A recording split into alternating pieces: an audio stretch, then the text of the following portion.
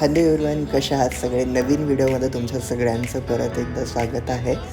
तर हा मी व्हिडिओ अलिबागचा शूट केला होता. ॲक्च्युली घरून जाताना असा काही प्लॅन नव्हता की मी ब्लॉग बनवन म्हणून, बट तिकडे गेल्याच्यानंतर असं झालं की ब्लॉग बनवूयात. त्यामुळं हा व्हिडिओ पूर्ण बघा. ह्या व्हिडिओमध्ये मी पूर्ण इन्फॉर्मेशन देणार आहे. जास्त बाकी काही शूट केलं नाही आहे. रूम कशी गेली, बार्गेन कसं केलं, सगळ्या गोष्टी सांगणार आहे. त्यामुळं प्लीज हा पूर्ण व्हिडिओ शेवटपर्यंत पहा. तर ही आमची रूम आहे. ॲक्च्युली ऑनलाईन आम्हाला 2500 2000 असे प्राईस सांगत होते, कारण की खूप मोठा विकेंड होता. म्हणून आम्ही असा विचार केला की तिथं जाऊनच आम्ही रूम शोधूयात. मग आम्ही तिथं गेलो, रूम शोधली. तर ही आम्ही बार्गेन करून आम्ही फक्त 1300 रुपयामध्ये रूम घेतली. ते पण खूप मोठा विकेंड होता. त्यामुळे तुम्ही पण जेव्हा कधी जाताल त्या बार्गेन करा आणि मग रूम घ्या. रूम घेतल्याच्यानंतर आम्ही गेलो दुपारच्या जेवणासाठी, कारण की पोहोचेपर्यंत दुपार झाली होती. तर हे अलिबाग बीचच्या आणि बस स्टँडच्या जवळचंच रेस्टॉरंट आहे, ज्याची क्वालिटी ॲव्हरेज होती. म्हणजे कोकण स्टाईलचं जे काही फूड होतं, बट एवढी पण अशी काही खास नव्हती, ॲव्हरेज होती.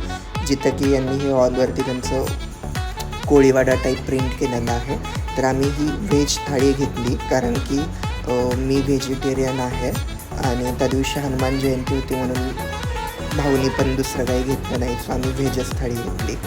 जेवण करून आम्ही निघालो तो वर्सोली बीचकडं. तर ॲक्च्युली तिथून रिक्षाने आम्ही गेलो, तर आम्हाला 50 रुपीज पर हेड सांगितलं होतं, बट मी बार्गेन करून आम्ही 30 रुपीज पर हेडमध्ये वर्सोली बीचला गेलो.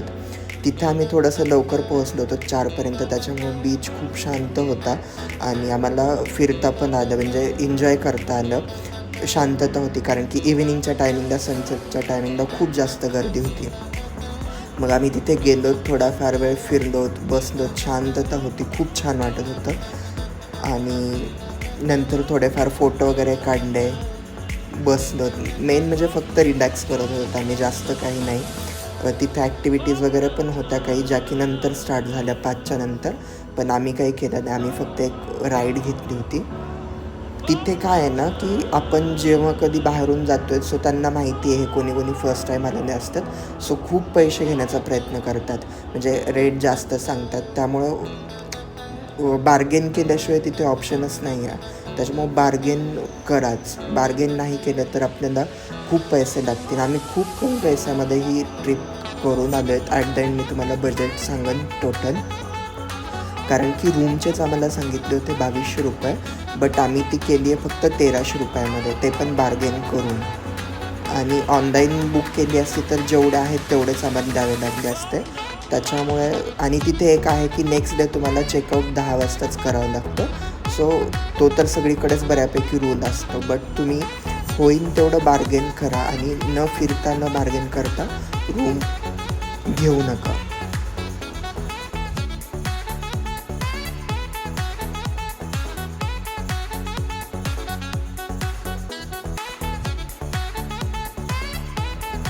नेक्स्ट आम्ही ही बाईक राईड ट्राय केली. ॲक्च्युली ह्या बाईक राईडचे पैसे होते पर हेड 200 रुपीज, बट मी तिथे बार्गेन करून करून 10-15 मिनटं त्याच्यासोबत बडबड करून आम्ही दोघांच्या राईड फक्त 150 रुपयामध्ये घेतल्या होत्या, कारण की त्या टायमिंगला गर्दी पण नव्हती आणि ते स्वतः आपल्याकडे येतात की बाईक राईड घ्या म्हणून. सो मग मी त्याचा फायदा घेऊन दोघांची राईड आम्ही 150मध्ये घेतली, जे की खूप छान होती. बाकीच्या ठिकाणी नव्हते कमी करत. तर मग आम्ही मस्त बाईक राईड पण एन्जॉय केली. त्यामुळे तुम्ही जाल तेव्हा बार्गेन करा.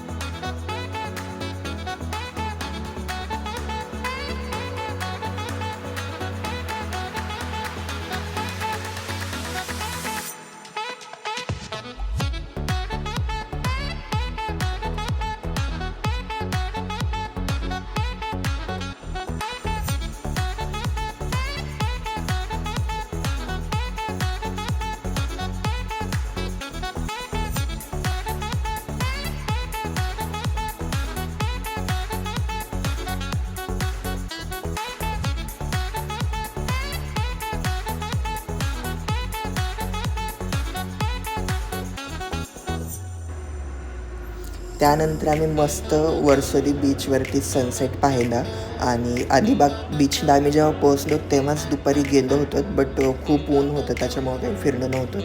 इकडे सनसेट पाहून मग आम्ही नंतर अलिबाग बीचला गेलो. तिकडनं येताना पण पर हेड 30 रुपीजमध्येच आम्ही तिथे रिटर्न गेलो.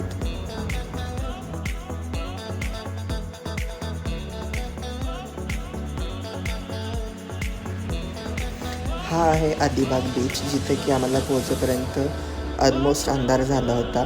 तिथे गेल्याच्यानंतर आम्हाला तिथे एक डाईव्ह शो चालू होता, तो पण एन्जॉय करता आला आणि छान वाटत होतं. ह्या टायमिंगलासुद्धा गर्दी पण होती, बट छान वाटत होतं. आणि हा शो म्हणजे वाव, खरंच कोकणी गाणे होते बऱ्यापैकी, खूप छान होता. त्याची मी एक तिथे क्लिप ॲड करतो आहे, ती बघा. तिथे लोकं पण खूप एन्जॉय करत होते, काही कपल्स वगैरे जाऊन तिथे डान्स वगैरे करत होते. खूप भारी होतं.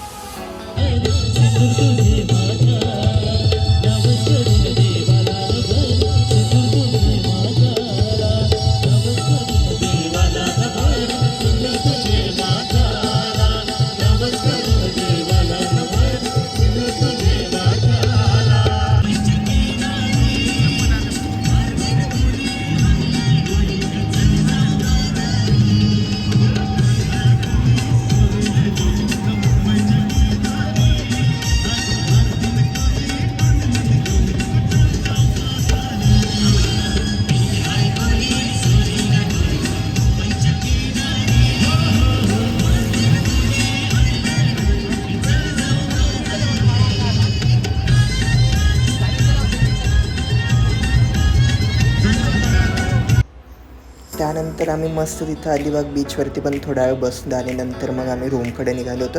रूम आमची ॲक्च्युली तिथून फक्त 5 मिनटावरती होती, वॉकिंग डिस्टन्स अलिबाग बीचपासून. आणि अलिबागमध्ये मी एक ऑब्झर्व केलं की तिथं आईस्क्रीम पार्लर जे आहेत ना, तिथे आपल्या ज्या अंबूंच्या वगैरे आईस्क्रीम भेटतात त्या तर भेटतातच, पण बऱ्यापैकी तिथं त्यांचं होममेड पण आईस्क्रीम आहेत, ज्या की आम्ही ट्राय केल्या. कारण की ह्या ज्या ब्रँडच्या आहेत आपण ह्या प्रत्येक वेळी खातोच आणि टेस्ट खूप छान आहे ज्या काही होममेड आहेत त्या. नंतर हे अलिबाग बीचवरतून बाहेर येताना ही आम्हाला मटका कुल्फी दिसली. ही पर मटका 100 रुपीज प्राईज होती, जी की आम्ही खाल्ली, पण टेस्ट खूप छान होती. नंतर हा आहे आमचा डे 2. सकाळी उठल्याच्या नंतर इथे खूप छान पीस होता, म्हणजे शांतता होती. ते पण बीचवरतून आम्ही फक्त 5 मिनटाच्या डिस्टन्सवरती होतो तरीसुद्धा, आणि आम्हाला चेकआउट करायचं होतं, त्यामुळं मग आम्ही नंतर आवरलं आणि निघालो.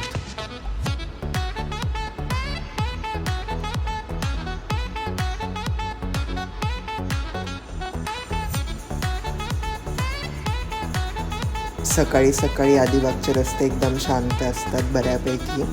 मग तिथून आम्ही वॉकिंग डिस्टन्सवरतीच बस स्टँड पण होतं आणि आम्हाला फेरीने जायचं होतं, त्यामुळं मग आम्ही गेलो. 11ची आमची फेरी होती. तर आम्हाला PNPचं तिकीट पाहिजे होतं, जी तुम्हाला व्हिडिओमध्ये दिसेल. ती AC वगैरे खूप छान बोट आहे, बट तिचे आम्हाला तिकीट नाही भेटले कारण की ऑलरेडी ते फुल होते. मग तिथे आंबेडकर चौकातून आम्ही अजंठाचे तिकीटे घेतले, जे की पर हेड 170 होते. आणि तिथेच आंबेडकर चौकामध्येच तुम्हाला यांची बस लागते. ती बस तुम्हाला मांडवा बीचपर्यंत घेऊन जाते आणि तिथून मग फेरीने आपण गेट ऑफ इंडियाला यायचं. तर प्रोसेस खूप सिम्पल आहे. फक्त एवढंच की आम्हाला PNPचे तिकीट पाहिजे होते, जे की आम्हाला नाही भेटले कारण की आम्ही उशीर केला तिकीट काढण्यासाठी. अजिंठाचे पण छान होते, पण PNP बोट खूप छान आहे.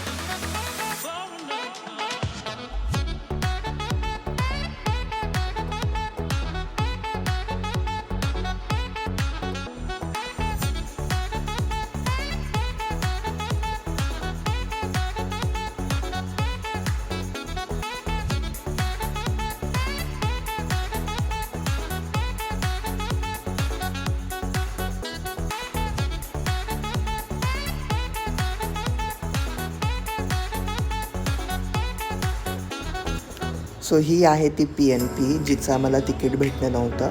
ही फास्ट पण जाते. ॲक्च्युली आमच्या दोन्ही सोबत निघाल्या होत्या थोडंसं पुढे मागे, बट ही आमच्या आधी खूप पोहोचली आणि AC पण आहे त्याच्यामध्ये आणि फास्ट पण जात आहे. जर तुम्हाला तिने जायचं असेल तर आधीच आदल्या दिवशी वगैरेच तुम्ही मग तिकीट वगैरे काढून ठेवू शकता तुमच्या टायमिंगच्या नुसार.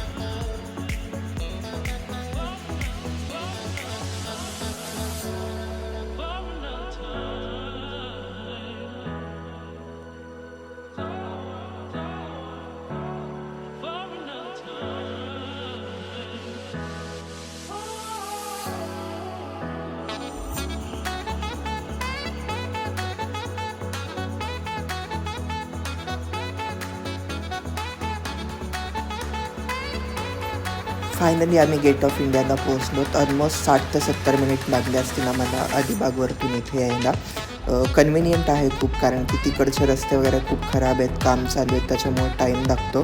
त्यामुळे फेरीने जाणं पण सोपं आहे आणि येणं पण, आणि तिकीट पण कमी आहे. आमचं तिकीट होतं 170, ज्याचं मी तुम्हाला ह्याच्यामध्ये टाईम टेबल पण दिलं आहे. ते अजंठाचेच आहेत फक्त, तुम्ही बाकीचे पण बघू शकता ऑनलाईन वगैरे असतील तर.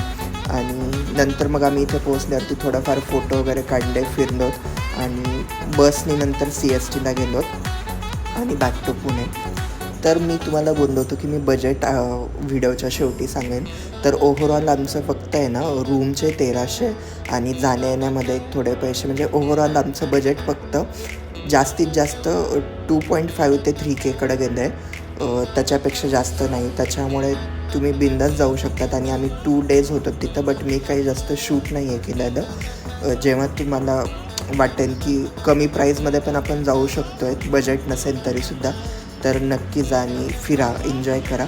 हा व्हिडिओ पाहिल्याबद्दल खरंच थँक्यू. असेच पुढे व्हिडिओ पाहण्यासाठी लाईक करा, शेअर करा आणि कमेंट्स करा. हा व्हिडिओ कसा वाटला नक्की सांगा. थँक्यू. भेटूया पुढे आणखी एका नवीन व्हिडिओमध्ये.